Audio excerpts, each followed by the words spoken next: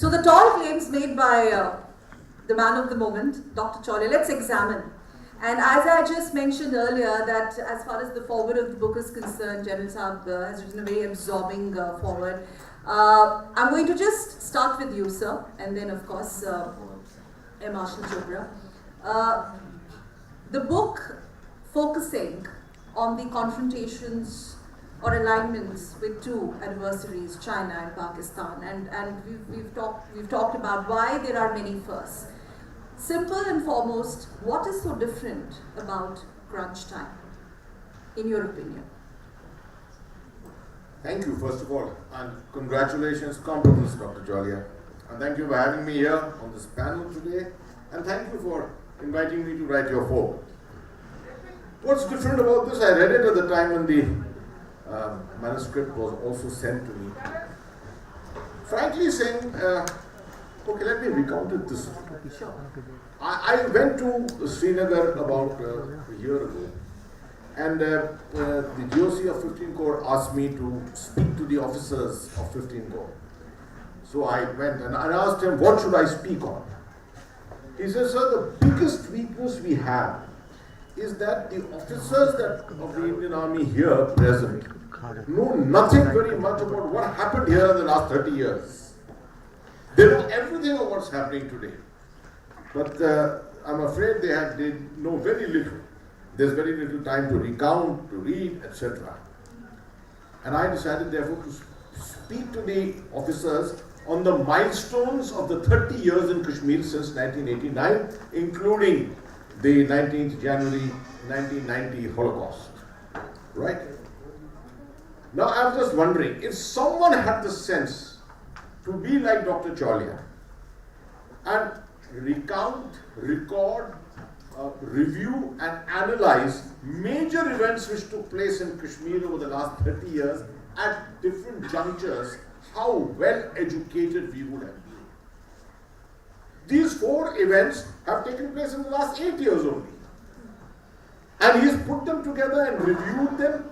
The most important part of the review and analysis is that these events are related to national security, they are related to military strategic security, but he brings a brilliant academic content to it. And that's the great thing about this book. When you read it as a comprehensive national security issue, not just military security. Point taken. Marshal Chopra, this book also is bold enough to say that China is our primary threat and Pakistan comes next. Do you agree? And if yes, why and how? And has he been able to explain that or decode that threat? Pakistan being the subset of China. Yeah, firstly, heartiest congratulations, Sreeram. I'm a great fan of yours, and I must tell you why. One, of course, that you're a prolific writer, writing in a large spectrum, cross-section, everything to do with geopolitics, geostrategy, and I've read the entire book. You sent me about a week back, and I say that with great. I say that with great pride, and I also I'm so impressed to hear that your family's backing to your books is phenomenal. Because I remember when I was writing my 3rd book, my wife was looking for a divorce lawyer. Honestly, I have now written about 4, but you have written about 100. I know that. So that is the first thing, is that I used to write my book in another room, which was my study, and after some time I realized that since my wife was getting so upset, I moved into our bedroom, had a place to put a study table, so I moved over there. And the next thing she told me was that I see 8 hours of somebody's back. Marshal Chopra, 3 seconds. Yeah. I think the lady, we need to hear the lady. No comments, please. Yeah. We got the answer. Yeah, Thank you. The second thing I greatly like about Sreeram is his patriotism, nationalism. And I say with pride that I think each one sitting over here on the panel, shares that, feelings of yours about the nation, India first. And I must tell you that my car is parked outside, and my car's number is 15th August 1947. Honestly, everybody on the Twitter knows it. Many of ministers of the present. I was born on 15th August. Oh, fantastic. So was my mother.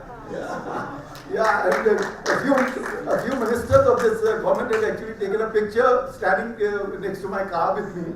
And they are also, those pictures are also in the. I know what to do next. No, so that apart, let me come back to the question, because I also happen to be one of the Balakot boys, in the sense that I was the pioneer of the Mirage 2000 fleet, which brought the aeroplanes from France, and I was in the first formation which landed in India, Mirage 2000, and that's the aircraft which was finally used in Balakot. And coming back to Sakal's question, undoubtedly we got two elephants on our side, one dragon, and one side a dragon, and on the other side we have, of course, Pakistan, both nuclear, both having disputes with us on territory, both with, we have had wars with each. None of the wars we started, all the wars started by them, but we fought them well, and we put them in place, including the last one in Ladakh. There are a large number of people in this country, some of the analysts, who keep demoralizing the nation by saying that, oh, China is big, China's got large air power, large army, new technologies, big economy. But my take is very different. I must tell you today that in a Western Theatre Command, the total strength is about 250,000 soldiers in whole of Western Theatre Command. And only 100,000 are on our borders, on the Ellis, 100,000. And you know how much? Nearly 300,000 Indian Army is on the border. That means we are nearly 3 times larger if you see the entire border. How many airfields have they got? They've got about 11 airfields, all dual use, all at high altitude. Only 2 are dedicated Air Force airfields. At best, they can launch, have about 100 offensive aircraft. They can launch, X amount of missions. We have got 25 air bases, all at the sea level across the Chinese border. And we can launch 3 times the air effort that they can launch. So first thing, I want the Indians to feel very confident, especially the young people sitting in the back, that we are, very, very well off as far as both China and Pakistan is concerned. Yes, we are worried, not worried, we are concerned that they both are, working together in unison, they are doing exercises together, they have interoperability of their equipment. Yes, but the issue that we are discussing today is leadership. I see the picture of Prime Minister Modi. I'm a big fan of his. I'm also very proud that he follows me on Twitter. I was his 762 person that he started following on Twitter. And today he has got 2,426 as of this evening that he follows. So I'm very I'm proud of myself. And that picture, I really like the idea of you putting his picture standing in a tank, Jesse. And I hope that your next book, you will have Prime Minister Modi's picture in a Rafale aircraft. Okay. The fighter pilots, that's the next thing I would want you to do is put him in a Rafale aircraft. And I hope that one day Prime Minister Modi will fly, a Rafale, because some of the earlier, presidents, at least some of them have flown. So I know there are more panelists who will speak, and we'll get a chance to speak again. Please, take your time, please. We are, really proud that we are in a good stand. All these 4 things that you have mentioned, I must mention that I was AOC GNK, that means Head of Air Force in GNK in 2006 and 2007. And with my Army colleagues, we were looking at a large number of launching points that they had around the border. They're all launching points for the terrorists were around 15 kilometers from the border. It is possible for Indian Army to use artillery to fire. They discussed with us, Indian Air Force, as to can you knock off with a standoff weapon from your own side. It is very much possible to take on targets within 15 to 20 kilometers without having to cross the border. In those days, of course, nowadays you have weapons which can go much deeper.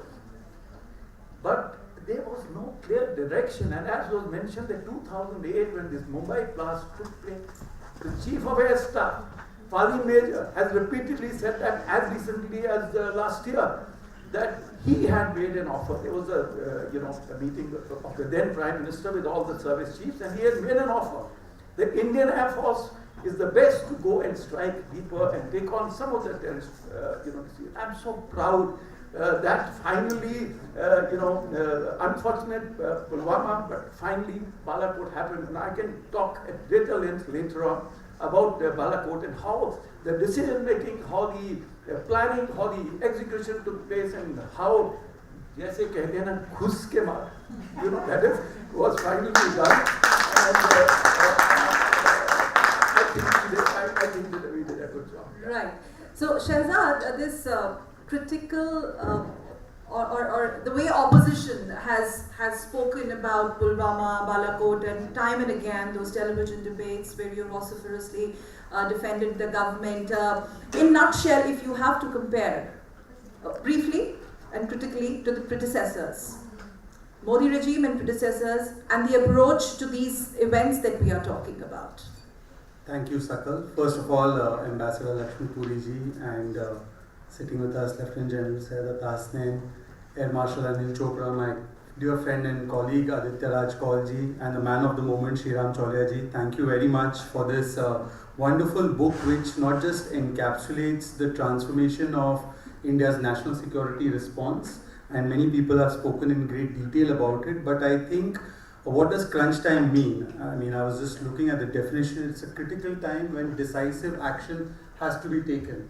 And therefore, I would advise the publishers, I believe Mr. Mehra has already left, that apart from filing this book in bookstores under national security or international relations and other heads, the other area where this book fits in is actually the leadership category.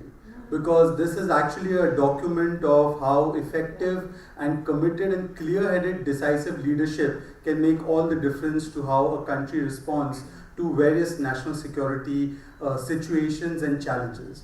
So thank you very much, and congratulations on yet another book, and for surviving with your marriage while writing that book, as opposed to the experience that you just heard. You will have to be single like me to write your next book. Nonetheless, now coming to your question, and I remember very interestingly, because I have read half of the book, so I have done little better than Meenakshi ji has. But having read some of the parts, I was recollecting the debates, and Aditya was anchor back then with a very prominent channel. He continues to now work with a new group. I remember some of the debates, and I was called for a debate on in the aftermath of Pulwama. We had conducted Balakot, and I was invited on a debate. Sakal, you would remember these debates. And I said, very well, we'll go and debate and discuss it, and what exactly are we going to discuss, and who are the co-panelists. I thought that there might be a few Pakistanis that we might get to bash on television and tell them that you deserve this, and we've taken out 200 plus of your terrorists, so better not try to do this again to us. So they told me, no sir, we don't have any guests from Pakistan.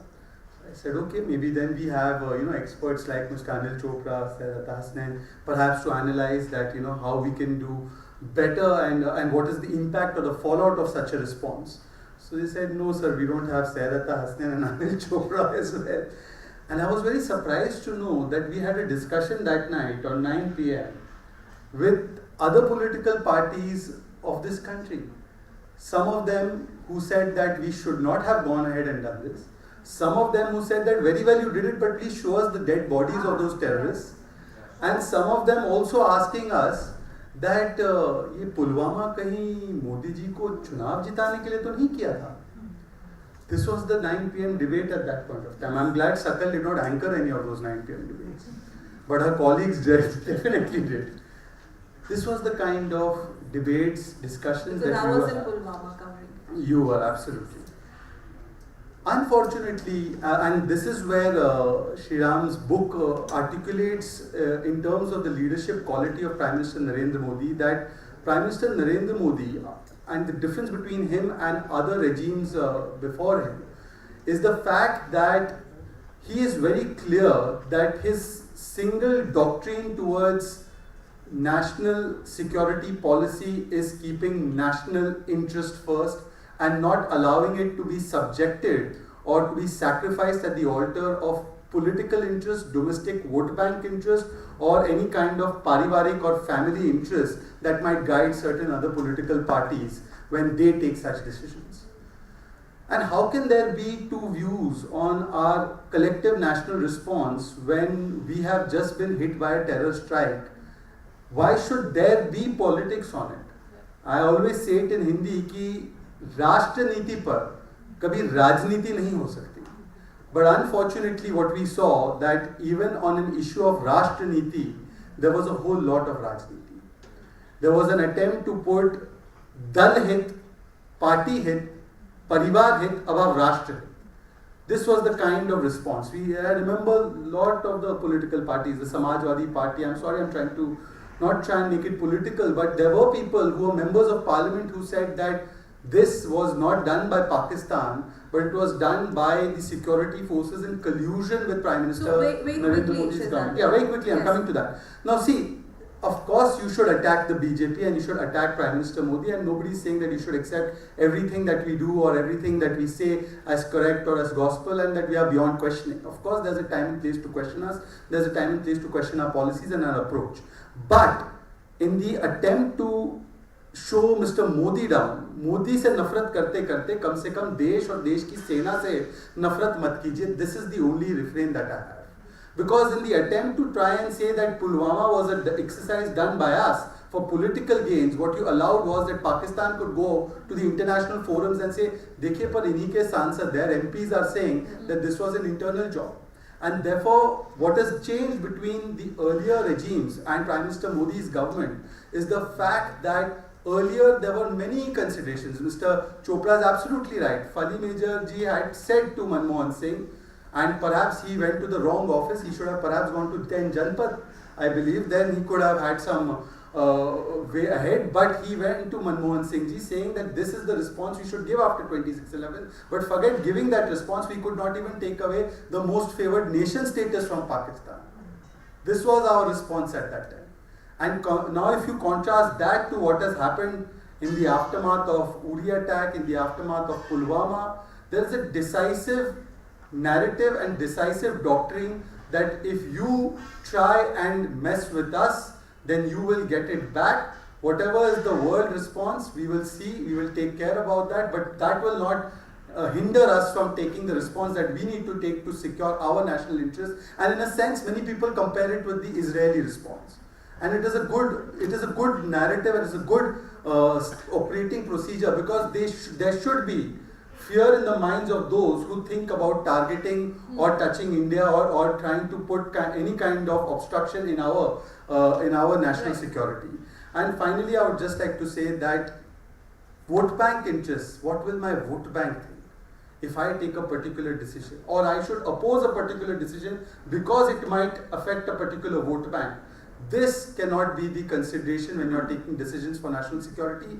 सरकारें आती हैं, सरकारें जाती हैं, but हमारे जो राष्ट्रीय हित होते हैं वो स्थायी होते हैं. Those are permanent interests. There was once a time Narasimha Rao ji sent Vajpayee ji to argue the case for India on India's behalf, because he knew that Vajpayee might be the opposition leader, but he will keep India's interests above everything else when he will go and argue India's case. Today, if you see in Parliament, when Adhir Ranjan Chaudhary stands up, and even on an issue of just domestic consideration, whether it's removal of Article 3, it has nothing to do with Pakistan. Even on that, our leaders stand up and say we should have consulted Pakistan first. That is the difference. Thank you. So, consulting how important is political consensus when it comes to national security domain? That's going to be my next round of questions. But Aditya, coming to you quickly now. This book has dedicated chapters on Doklam, on Balakot, about Ladakh, and Aditya is somebody who has covered these events from the ground. So have I. But because he's here, so I'm going to basically ask you an assessment as a journalist. The points made by distinguished panel here about the decisive factor, about the security first factor, and you were on ground. I remember Pulwama. Earlier regime, this regime, and the whole media lens, ma'am, the way we had to report Were there any filters? Were there any directions? And this book actually gives us a blow-by-blow account as to what happened. Aditya, how was it covered? Thank you so much, Sakal. Firstly, congratulations again, Sreeram. I've had the pleasure of hosting him on several debates in the past and plan to host him again in the future documentaries that I make. Congratulations on writing such a fantastic book. I have not read the book, but I have read excerpts from each chapter to understand what this really means. And as Sakal pointed out, I have lived these moments. I have actually on ground reported this, not just from on ground in Jammu and Kashmir or near China, LAC, but also interacted with key players, including people in the PMO or in the national security apparatus, including NSA Ajit Doval. So, what this government really believes in is not being status quo. The government really believes in being a disruptor of sorts, or perhaps bringing in a paradigm shift. So, three key things that I personally see, and some of the speakers spoke about, including Madam Minister, was first, of course, Balakot, that brought a paradigm shift on how India's strategic responses would be, and set a benchmark that every time there is going to be any kind of a terror attack, you at least expect this to happen, or we can even grow bigger than that. Second has been, of course, the abrogation of Article 370. So, I was invited by the government to submit a report on the security in J&K. I gave them a 7-page concise things on what exactly needs to happen, and this was in June 2019. And I'm happy to report that 80% of what I actually mentioned has been actually implemented by the government. So they are actually doers, certainly, but at the same time, there's much more that needs to be done. Third, of course, just like Madam Minister spoke about, others also, was vaccine Maitri, the COVID-19 pandemic and how it handled. And I criticized the government as well. I stay in Uttar Pradesh for the last 1.5 years, and I criticized the government, in Uttar Pradesh particularly, on how things unfolded initially. Then they caught up and certainly did well. But the kind of response globally visible in several countries, the kind of gift that we gave through Vaccine Maitri was phenomenal. I haven't seen in the past at such a level, such cooperation and such blessings, coming in way of the government from across the globe. And of course, the most recent one, and you'd be happy to know that I've just completed a documentary which is called Airlift. And yesterday, Raksha Mantri Rajnath Singh was gracious enough to inaugurate that at Taj Palace. And the Airlift is a documentary on the success of Operation Ganga that was recently concluded. So we spoke to the students, we spoke to Minister Hardeep Singh Puri, and tomorrow I'll be interacting with the External Affairs Minister as well. So imagine 22,500 students being rescued from a war territory between Ukraine and Russia, and as Madam also mentioned, both friends. What kind of a catch-22 situation it is for us. And this comes at a time when US and China particularly gave a statement that we cannot have a rescue operation for our citizens. So comes India, Operation Ganga happens. Of course, a lot of political debate happened here in India about how the rescue will happen. Were the advisories issued? Why weren't people rescued in advance? But one needs to understand that once there is a war territory, the dynamics completely change. The rules of the game completely change. The law of the land, even in a democratic setup, completely changes. So we have to work around that kind of a system, and that's what Minister Jaishankar, of course led by Prime Minister, did when they met morning and evening. And I have followed that closely, so I understand what kind of a Herculean task it really was. But particularly talking about the internal security dynamics and of course international affairs. Unfortunately, I have to say this, that earlier there was a status quo. How things unfolded were watched very closely, but the common Indian waited for a response to happen. It didn't happen. The biggest of the examples which he also talks about is, of course, 2611, where the Indian government had options. We know it. It's been extensively written in the media also, that there were particular people who actually went to the government and said, these are the options before us. I think the NSA of that time also mentioned this extensively in his book about what the options were, but we did not take that call. Why did Prime Minister Modi only take that call is the question right now. Why did the paradigm shift only happen this time is the question. Why did we have the surgical strike at that particular time and then the Balakot strike and finally Article 370 abrogation?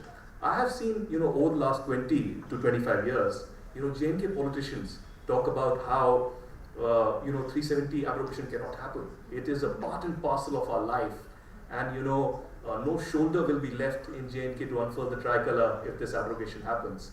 A certain politician, a huge figure in J&K, former chief minister, also said that you change my name, if the abrogation really happens. It happened. It restored equality. Now I say this, vociferously, that BJP needs to do a lot more. And when a certain person from the PMO asked me 6 months before the abrogation that what should happen, what do you think about abrogation? I said, Meri bola se to abhi kariye, it should happen. It should have happened decades ago. And I remember, because I was researching, it was in the 60s perhaps when Atal Bihari Vajpayee first time spoke about it inside the parliament. There's a 10-page speech that he gave, and he was the first person to actually talk about the abrogation, and he mentions in that 10-page speech कि अगर आप आज ये नहीं करेंगे, ये आगे के लिए आपकी security के लिए बहुत बड़ा nightmare बनेगा, and that's what happened.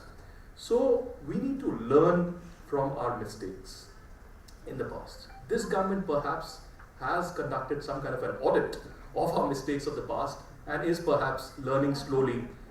Now, I'm not saying that this government is not committing mistakes. They have been committing mistakes and certainly would be learning and relearning. But the perception earlier that in our strategic pursuits, in our response, in our global standing, we have changed. And that needs to be accepted. And I am of the firm belief that whenever it comes to national security, whenever it comes to core areas, all political beliefs need to come together. Unfortunately, just like Shehzad mentioned, there are times when the Congress, the Aam Aadmi Party or others question the government on issues where the interests of the armed forces are there, where the interests of the common Indian are there, where the interests of our sovereignty are there. And there shouldn't be a debate on that. I even tell the BJP that in governments where others are in power, other political parties are in power, the BJP needs to rise up to the occasion and support them. And in the most recent, people might say that this is not an occasion to speak about it, but I will briefly about the recent film that has been a huge debate all across, the Kashmir Files. And a lot of people are uncomfortable with that truth. Now, I have lived that truth. I was just 9 months old when that entire episode happened. And we know what the Chief Minister of Delhi spoke about the film. I have no qualms with him when he questions the BJP. He actually goes all guns blazing against Modi or anybody in the ruling government. That's his right. He needs to do that. I appreciate his activism in the past. I know him since last almost 20 years. But when he says that this jhoothi film hai, this is a lie, it hurts us. It hurts the victims. And it hurts us all. I hope he apologizes. I hope he realizes that ye jhoothi film nahi hai. This is the reality that we have lived through. And today I tweeted that I'm the happiest if Aam Aadmi Party actually enters J&K, and we need political parties like AAP to actually rise to the occasion to actually build democracy in Jammu and Kashmir, and that will bring a paradigm shift also. Why should only Kashmir have a hegemony, in this entire political setup in J&K? So I will be reading this book immediately. Because this almost runs like a thriller for me, because I have lived there. If I recount, I've covered the Uri terror attack. I was there in Kashmir last month. I was again in Uri to pay. Obviously, it's there. I have covered the Pathankot terror attack, and actually with the Raksha Mantri Manohar Parrikar at that time, I actually entered the field when the grenades and the dead bodies were still there. Apart from that, of course, Balakot and Pulwama. I was recently again in Pulwama. We're working on a film around it. So these are issues that we need to study in depth. And I always, while I praise the government, I also talk about what we lack. So I'll leave it with that. One of the big issues here, and which General Hasnain Saab has written extensively about, you should read him, is about information warfare. And this is the biggest, problem here. I praise the government that, a dynamic approach was shown in 370. A lot of shift in foreign policy was visible. They controlled the local politics and dynamism as well. But what happens? With the government narrative on one side, and on the other side, the Western criticism, we've seen the pieces that have been written by the New York Times, or the Washington Post, or the BBC, etc. And in the middle is the 9 p.m. rhetoric that happens on the news debates that we are guilty of. We do not get the nuance, the in-depth. So, I praise him for actually writing this concise book. You can actually read this in 2 or 3 days completely if you are really interested in that topic. So I request you to read this to understand what really happened, but then give a thought of, while we did this paradigm shift, were we able to convey this to the global audience? Where did we fail? So I give these guest lectures in the Internal Security Academy and CRPF Academy and elsewhere, where I tell them that it's important to bring a paradigm shift, certainly. It is important to have a dynamic approach to learn from what's happening currently overall. But it's most important in the recent times, in the current times of social media, to have an upper hand on information. We failed, unfortunately, a little on this, both on Balakot and 370. With Asif Ghafoor, what happened. My personal opinion, many may not agree with me, but we can do better with that. And that's where I leave. Thank you so much. Thank you so much, Aditya. India's global standing and the acceptance of that, Janata, that bit. And the book talks about the arguments that Dr. Chaulia has put in place, how Prime Minister Modi has turned the whole world in favor, quote unquote, of India, and are we really ready for 2 war fronts, Pakistan and China, and the role our friends Russia and US can play in these conflicts that we have with these 2 adversaries. Are you satisfied with Dr. Chaulia's arguments? Firstly, I suppose this will be the last round of questions. Well, I spoke 3 minutes out of the 40 minutes which have gone so far. Right? But doesn't matter. We were brilliant panelists with us. Let me start by saying something. After this event is over, going back home, what am I going to do? I'm going to get on to my favorite channel these days, Doordarshan. thank you. You got to go and see Doordarshan to see the transformation that is happening. Okay? And on Doordarshan, what am I going to discuss? I asked the coordinator, what are you discussing? They said, sir, AFSPA. I said, amazing. AFSPA kya ho gaya? Yes. I had not read the newspapers. I had not read the news till then. And I came to know AFSPA is being removed from the Northeast. Our decision hua hai. What a milestone. Some of the districts. Some are not off there. Not removed technically, the disturbed areas are reduced. Yeah, I am an AFSPA man. We are pro AFSPA, I'm not removing it. I am an AFSPA man. At the time when everyone was trying to remove AFSPA from Kashmir, it was my face which held AFSPA there. Right? I am aware that disturbed areas, you have to first declare an area as disturbed to allow AFSPA to be prevalent there. The fact that we are removing AFSPA in these areas progressively over a period of time obviously reflects a courage and it reflects a confidence. Why haven't we removed it all these years? This is exactly what this book is talking about. The cascading events of the last 8 years have led to a strategic confidence. Right? It's not only said in so many words, but that is exactly what has happened. Let's recount. Mr. Modi made a brave effort of making peace with Pakistan, starting with UFA in 2015. He sent Mr. Doval to Bangkok to meet the Pakistani NSA. He sent Sushma Swaraj ji to Islamabad to attend the Heart of Asia conference. Most people, these things are forgotten. I mean, these 4 lovely, wonderful events, but you got to fill in the other things into it. And thereafter, After all this, he surprised the world on the 25th of December by landing up in Lahore to attend the wedding of the granddaughter of Nawaz Sharif, Prime Minister Nawaz Sharif. I mean, these were transformational things which were happening. The deep state of Pakistan could not accept it. It just could not accept it. 7 days later, Pathankot happened. And that's how the narrative of this starts, of your book starts. Or narrative from Pathankot, it led to Burhan Wani's death on the 8th of July 2016. It led to Uri. It led to the surgical strikes. It led to the Nagrota terrorist attack on the 29th of November 2016. It led to Doctrine subsequently, 72 days of standoff. It led to Operation All Out in 2018. Let's not forget these events. These are very, very important events which have contributed to the strategic confidence of India. And then 2018 onwards, 2019 came 14th of February came Pulwama and 26th of February came Parliament. And finally the last coffin, the last nail in the coffin, the 5th of August decision on Article 370. Now if you were sitting on the other side of the LSC or LOC, what would you be observing? Look at this nation which could not take decisions to respond even with a trigger as serious as 2611 has now decided to wake up.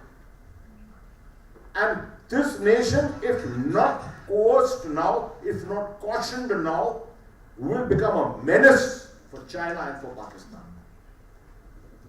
The very reason why the April 2020 standoff started in Ladakh at the time of the pandemic was because of the rising strategic confidence of India. The Chinese had no other reason to do it. Prime Minister Modi had extended a hand of friendship and it was being responded to.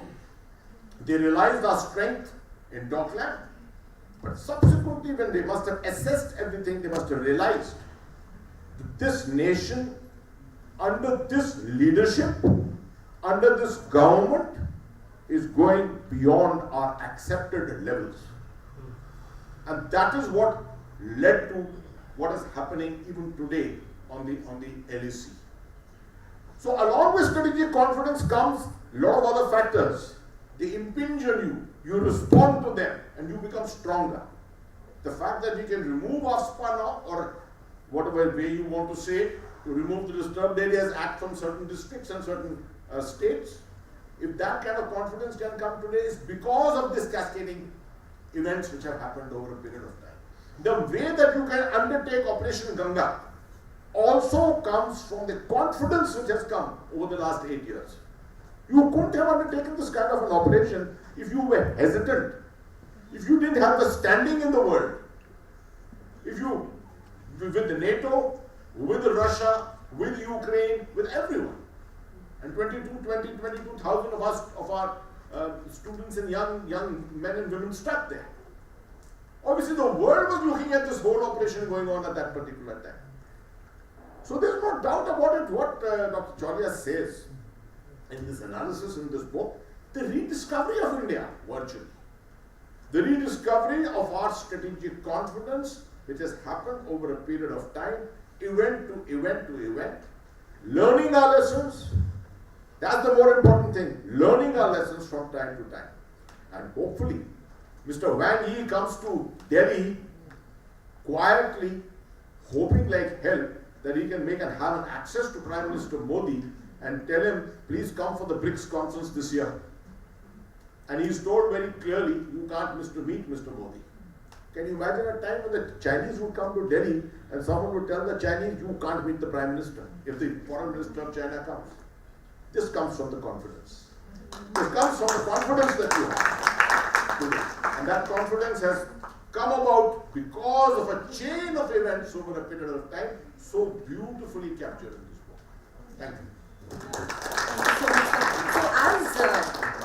as we are, Marshal Chopra, talking about this confidence of India that has forced an unscheduled visit of a Chinese diplomat here, is today's Bharat more safe from adversaries like India and Pakistan. And what I'm trying to ask you, this security first doctrine, has this forced the expansionist designs of China or our dear neighbor Pakistan to change their diplomacy or strategic calculus towards India?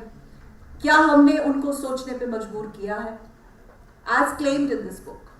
You know, first thing I must tell you that we in military are very clear. We like strong leaders. We like people who lead from the front. We like people who take decisions, good or bad. They must take decisions. And in that context, politics apart, this book apart, I must tell you that as a youngster, I was a great fan of Lal Bahadur Shastri, the way he handled Jai Jawan, Jai Kisan and 1965. I greatly appreciated Indira Gandhi for the way she handled the 1971 war. She led from the front and, we built a nation, another nation, all, and of course the armed forces did their job, and so did the diplomats. Then I was a great fan of Narasimha Rao for the way he recovered the economy of this country. He led again from the front. So the point we are making is people who have led from the front. Prime Minister Modi is not only leading from front, he is leaving footprints on the sands of time. He is making policy decision changes. In every facet, from small things to water, to households, to electricity, to every aspect of our life, he is making a difference. And on security aspects, I must tell you, since all of us have worked in J&K, 370 has made a difference, not to India's security, also to the people of Jammu and Kashmir. The people are so much happy. You see there, we no terrorist attack, no big terrorist attack for long, and touch wood, and I hope it never happens.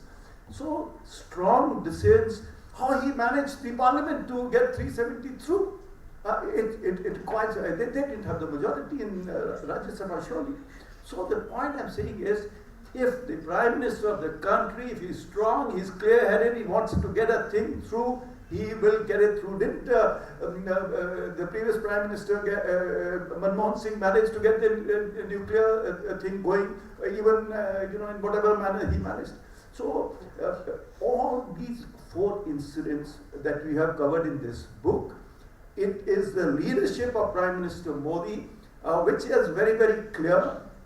And the signal has gone not only to Pakistan and China, but into the entire world that India first.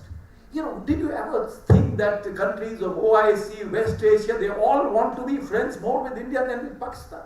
Why? Because of leadership. The way one-to-one contact you have made, and you have made it clear to the whole world that India is an important country, it's an important, it's a democracy, it's not arm twisting anybody, it's a great market, we are a rising power. Lots and lots of things have been conveyed by the present leadership, and I must tell you, if you see the approval ratings around the world, and it's not me, it's the Western press which is telling you, the approval rating of our Prime Minister is much, much higher than most leaders of the world. So that is the kind of respect, and of course, whether it's wrong, he is now coming, everybody is coming to India. You see the British, the Ukrainian, the Russian, everybody is heading towards India in the last few days. And in the coming days, everybody is going to be coming. The importance of India. In spite of the pressure that's coming from the West, especially USA, and kind of statements that have been made by President Biden, India has stood its ground. Strategic autonomy, India first, and that is the kind of signal that our Prime Minister is giving. And I really want to say that when it comes to foreign policy, I think the opposition and everybody must stand together with the government.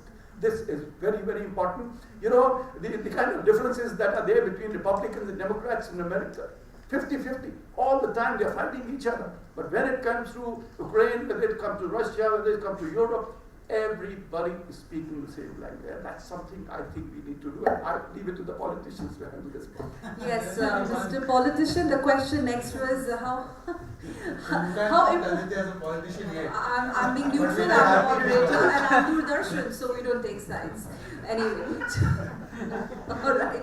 Okay. So, how important is dissent for you? How important is political consensus on very, very critical matters of national security for your government? As explained in this book, the whole political leadership and how it mobilized public opinion. And I think a credit for that goes to TV channels, journalists as well. Little bit, not much. So, how important is that for your government? You see, Prime Minister Narendra Modi ji does not worry about ratings, whether it is from domestic television channels or international agencies, and therefore his actions are not guided by populism, but his actions are guided by what is right for India. And therefore, even if it is a difficult decision, he will take that decision irrespective of how it might be politically opposed by some people who may have advocated the same thing when they were in power. I'll give you an example of it. If you remember, the Congress party on various other initiatives also had actually taken a stand when they were in power, and when those very issues like the GST and others were pushed forward by Prime Minister Narendra Modi for whatever reason, the tenure. But the manner in which then they opposed it, it only showed that perhaps the reasons why they were opposing it were not driven by genuine concerns about the plane not being the best.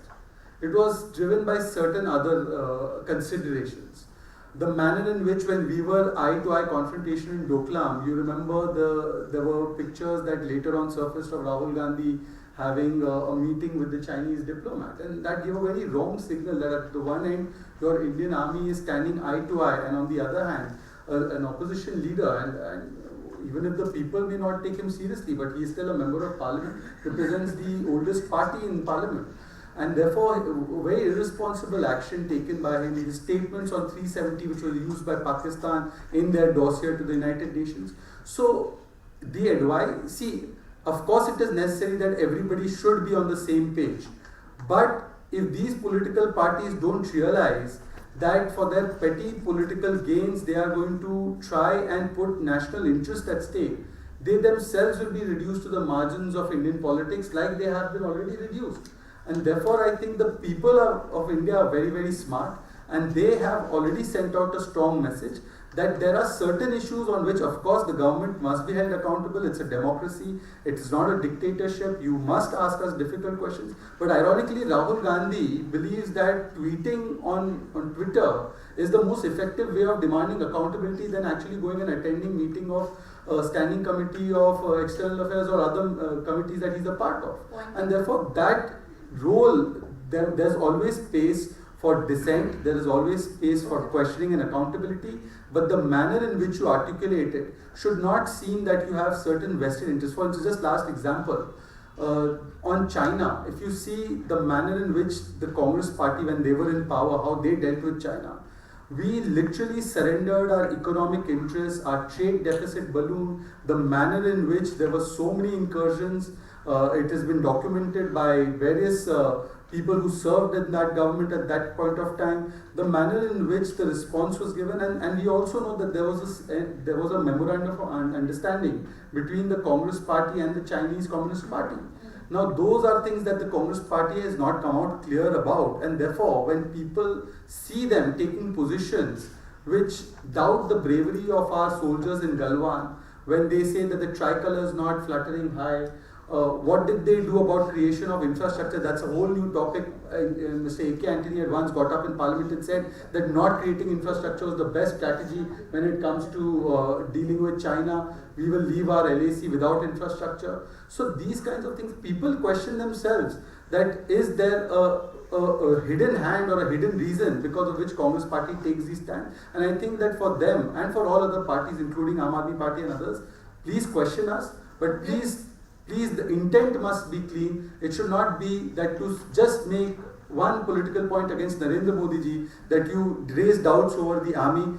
You know, ironically, Osama, when he was taken out by the Americans, it was announced by Barack Obama. It was not announced by the American army.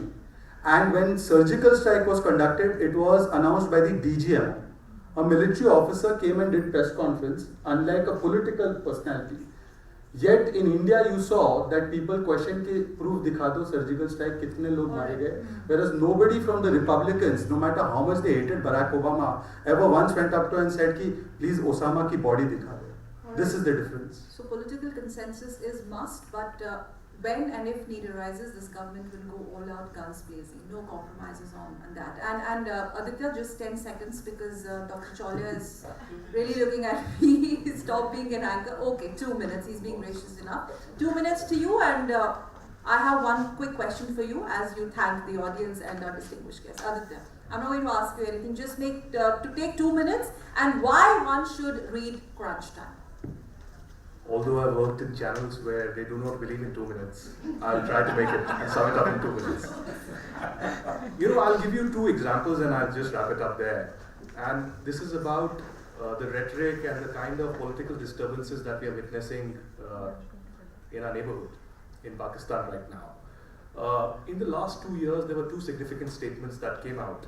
Many of you might have heard it, some of you might have missed it, so I'll just recount that. Bilawal Bhutto, one of the key opposition leaders right now, son of Benazir Bhutto, said in a speech in Muzaffarabad, कि Imran Khan, and he said, नालायक Imran Khan की policy ऐसी हो गई है कि एक समय पे हमारा पाकिस्तान का policy होता था कि श्रीनगर कब लेंगे, और अब वो तब्दीली आ गई है कि इमरान खान, नालायक इमरान खान की वजह से, इसकी policy की वजह से ये हुआ है कि हम मुजफ्फराबाद पाकिस्तान occupied Kashmir में कैसे बचाएंगे. So this perhaps in many ways signifies what's been happening there and what the correct measures and the course correction that Prime Minister Modi has done and the Indian government and the Indian armed forces in particular have done has resulted in.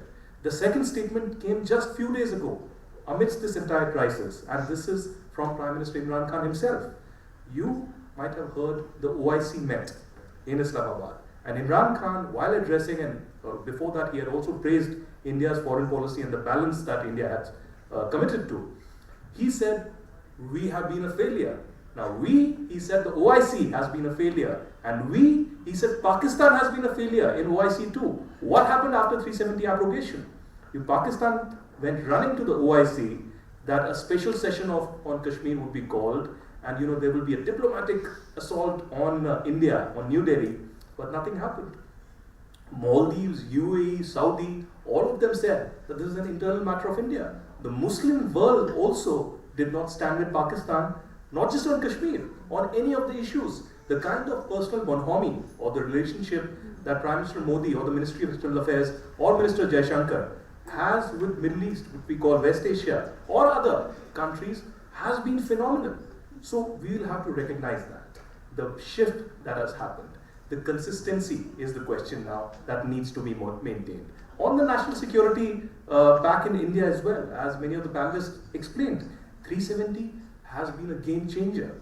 To capitalize on that, to build on the consistency is the question now. To end the corruption that was there, corruption linked with terrorism is the question. Will you be able to restore democracy? Even if elections do not happen in J&K, will the system be clean enough that the common people have that kind of a confidence in democracy is the big question right now. Now he has proven, the political opponents may say anything, but he has brought a paradigm shift.